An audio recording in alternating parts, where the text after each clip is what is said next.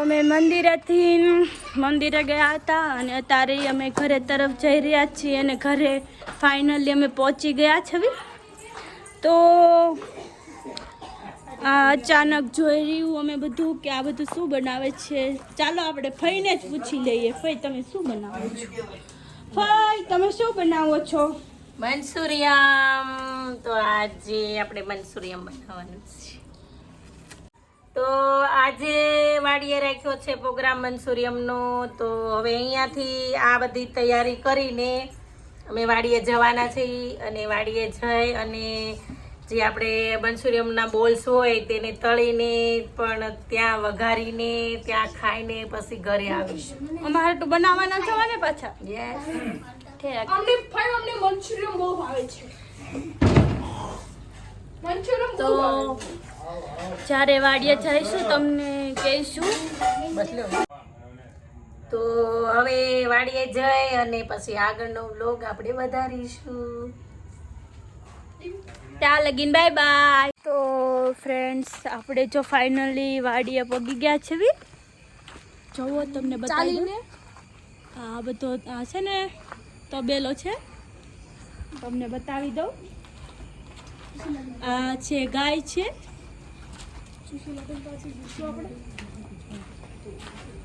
આ ગાય છે, એ ગાય છે.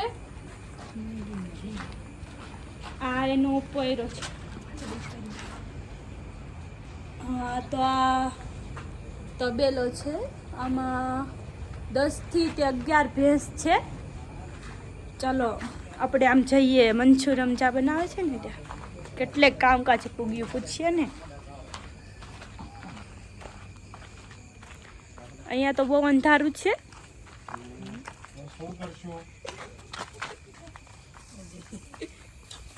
શું ક્યાં ક્યાં કામકાજ પૂગ્યું કેને ભાઈ? તો અમે વાડીએ પૂગી ગયા છીએ અને હવે ગોળીઓ આ જે બોલ્સ આપણે મંચુરિયમના છે તે આપણે તળી લેવાના છે. તો એ ભજીયા પાડીએ એ રીતે આપણે પાડી દેવાના છે. તે સરસ એવા આપણા બોલ્સ બનીને તૈયાર થઈ જશે આ રીતે.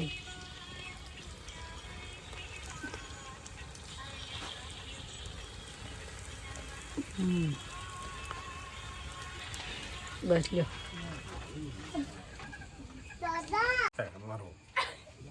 તમે એક સલાડ કાપો છો એમ ને? હા. તમે શું કરો છો બા? ટમેટા કાપો.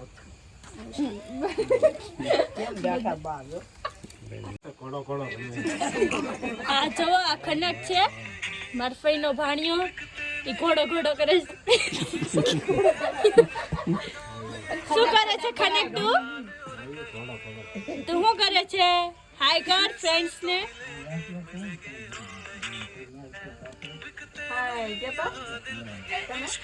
શું જોવે છે તું? આ બતાવ તો. હા, તું શું જોવે છે? કેવું જો છે? તો આ જે તમને દેખાય છે જે ડોલું પડી છે તે આ કૂવો છે અને આ ભેંસો માટે પાણી પીવા માટેનો ટાંકો. આમાં પાણી ભરેલે હોય છે.